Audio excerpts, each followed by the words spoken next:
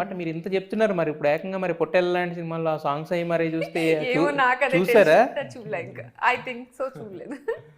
మరి ఎలా చేసేస్తున్నారండి ఏ ధైర్యం చేసేస్తున్నారు అంటే మై మమ్స్ స్పేస్ అనేది చాలా క్లోజ్డ్ ఉంటుందండి, ఇంట్లోనే ఉంటారు. సో నేను తీసుకొస్తాను, మా అన్న తీసుకొస్తాను, బయటకు వస్తారు, యూట్యూబ్ ఓపెన్ చేస్తారు. కానీ మనం రీసెంట్గానే అడుగుతున్నారు ఏంటి నా యూట్యూబ్లో మొత్తం నీ కంటెంట్ ఐ మీన్ నీ రిలేటెడ్ వీడియోస్ వస్తున్నాయి ఏంటి అని అడుగుతున్నారు. సో మేబీ చూస్తారేమో, చూస్తే చూడొచ్చు, అప్పుడు ఫేస్ చేయాలి, ఇంకా తప్పదు. ఇప్పటికైతే అలా అదే అంతకుముందు సినిమాల్లో దేంట్లో లేదు, ఫస్ట్ టైం ఒక లిప్ లాక్ డైరెక్ట్గా ఇంకా మీరంటే నెక్స్ట్ క్యారెక్టర్ ఉండొచ్చు బట్ కానీ చేస్తారు కదా, మరి నెక్స్ట్ ఎలా ఉంటుందో అయితే చూడాలి. ఇంకప్పుడు నేను కనిపించనేమో, శ్రీనివాస్ గారు నన్ను ఇంట్లో నుంచి రానివ్వట్లేదు, సారీ ప్రమోషన్ ఏమో. అలా చేయరులేండి, అలా చేస్తే నేను ఇంతవరకు చేయలేను కదా, అలా చేయరు. ఎండ్ ఆఫ్ ది డే నా ఒపీనియన్ ఉంటుంది, బట్ వాళ్ళు దాన్ని అపోజ్ చేస్తారు, లేకపోతే నా సేఫ్టీ కోసం చెప్తారు.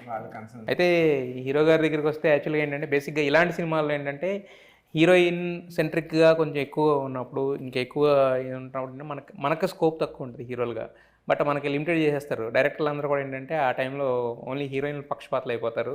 సో మన క్యారెక్టర్లో చాలా తక్కువ చెప్తారు కదా, సో మరి దీంట్లో మీ క్యారెక్టర్ ఎలా ఉండబోతుంది? డైరెక్టర్ గురించి చెప్పాలంటే ఆయన కరెక్ట్గా బ్యాలెన్స్ చేశారండి అందరి క్యారెక్టర్. అంటే హీరోయిన్ సెంట్రిక్ అయినా కూడా బట్ పర్ఫెక్ట్గా బ్యాలెన్స్ చేశారు. నేను ఫస్ట్ టైం స్టోరీ విన్నప్పుడు కూడా ఫస్ట్ నాకు చెప్పడం కూడా ఆయన ఏం చెప్పారంటే ఒక అమ్మాయి గురించి స్టోరీ అని చెప్పేసి అప్పుడు నా క్యారెక్టర్ గురించి చెప్పారనమాట.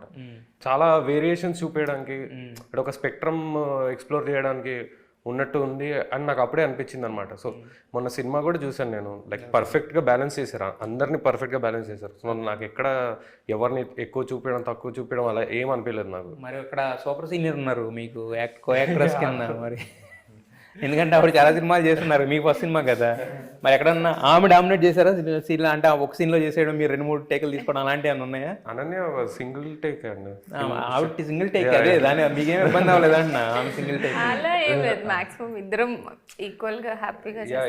అదే యాక్చువల్గా మీరు అన్నారు కదా, అంటే ఇలాంటి సినిమాలు చేస్తున్నప్పుడు ఏంటంటే మనకి ఆ షాడోస్ ఇంపాక్టో లేదంటే అది చేస్తున్నప్పుడు అక్కడ ఆ లొకేషన్లో జరిగే ఇంపాక్ట్ వల్ల ఏంటంటే అలాంటి నిజంగా జరుగుతున్నాయో మన నిజ జీవితంలో అనిపిస్తుంది. యాక్చువల్గా నిజంగా ఇప్పుడు అక్కడ దెయ్యం సీన్ చేసి వచ్చిన తర్వాత మనం అదే ఇదిలో తిరుగుతుంటాం కదా, ఒక ట్రాన్స్లో ఉంటాం కదా, అప్పుడు నిజంగా అలాంటి మనకి జరుగుతున్నాయని ఒక ఫీలింగ్ నిజ జీవితంలో కూడా కలుగుతుంటుంది. కొంతమంది ఆర్టిస్టులు చెప్పారు ఇంతకుముందు ఇలాంటి సినిమాలు చేసుకోండి. మరి మీకు ఈ సినిమా షూటింగ్లో అలాంటి ఏమి? షూటింగ్ అప్పుడు అస్సలు జరగలేదండి, ఎందుకో తెలియదు నాకు అసలు. షూటింగ్ అప్పుడు ఆ ఫీలింగ్ ఏం రాలేదు, బట్ ఇప్పుడు ప్రమోషన్స్ చేస్తున్న టైంలో మేబీ మాక్సిమం టైమ్స్ మాట్లాడుతూ ఉన్నాం కదా, సో నైట్ పడుకున్నప్పుడు ఒక 1-2 hours తర్వాత అవే డ్రీమ్స్ రావడం, పిచ్చి పిచ్చి కళలు అంటారు కదా, అలా రావడం చాలా ఎక్కువ జరుగుతుంది. ఇంతకుముందు అదేం లేదు. లొకేషన్లో కూడా ఏం జరగలేదు నైట్ ఎఫెక్ట్లో చేసేటప్పుడు? లేదు, హ్యాపీగా నవ్వుకుంటూ ఎంజాయ్ చేస్తూ చేసాం సినిమా.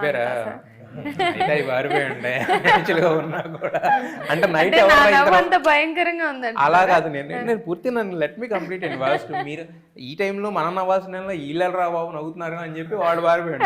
మేబీ అయ్యి ఉండొచ్చు. అంటే మెయిన్ ఎక్కువ నైట్ షూట్స్ అయినాయి, సో నైట్ పడుకోలేదు, సో భయపడడానికి ఛాన్స్ రాలేదు అనమాట. ఎక్కువ పొద్దున పడుకునే వాళ్ళం మేము. ఓకే, అయితే యాక్చువల్గా ఇలాంటి ఒక స్టోరీతో మీరు అంటే డెబ్యూ ఇస్తే అనే థాట్ ఎందుకు వచ్చింది? బేసిక్గా ఏంటంటే రోమ్ కామ్లో ఇలాంటివన్నీ చూస్ చేసుకుంటుంటారు కదా, కొంచెం డిఫరెంట్గా వింటే బాగుంటుందని. ఇంకోటి ఇది డెలిబరేట్గా అనుకొని చేసిన సబ్జెక్ట్ అండి. మాకున్న దాంట్లో కొంచెం హార్డ్ హిట్టింగ్గా ఒక మార్క్ కనిపించాలన్న ఐడియాతో చేసిన స్టోరీ. అంటే రిఫరెన్స్ పాయింట్స్ అంటే ఇప్పుడు మీరు చెప్పారు రామాయణం అని చెప్పారు, దాని తర్వాత ఇంకో దానిలో అంటే కొంచెం డీప్గా టచ్ చేశారు కదా, అంటే కొన్ని ఎలిమెంట్స్, హారర్ ఎలిమెంట్స్, ఇవన్నీ రీసెర్చ్ ఎలాగా? అంటే మీరు చూడడానికి కొంచెం మోడర్న్గా ఉన్నారు, అంటే మరి స్వామీజీలా ఏం లేదు కదా, మరి అంత డీప్ రీసెర్చ్ ఎలా చేశారు? ఒక 1 day స్పెండ్ చేయండి తెలుస్తుంది ఎంత మోడర్న్గా ఉంటుంది. అంటే మొత్తం ఫుల్ నాలెడ్జ్ ఉందండి ఈ సబ్జెక్ట్ మీద. అసలు నేనైతే ఇంతవరకు చూడలేదు ఇంత నాలెడ్జ్. అది నాకు డౌట్, బట్ సబ్జెక్ట్ మీద అయితే నాలెడ్జ్ ఉంది, అది ఫ్యాక్ట్. మీరు సెకండ్ టైం చెప్పింది డౌట్ ఏమన్నా చేస్తున్నారేమో.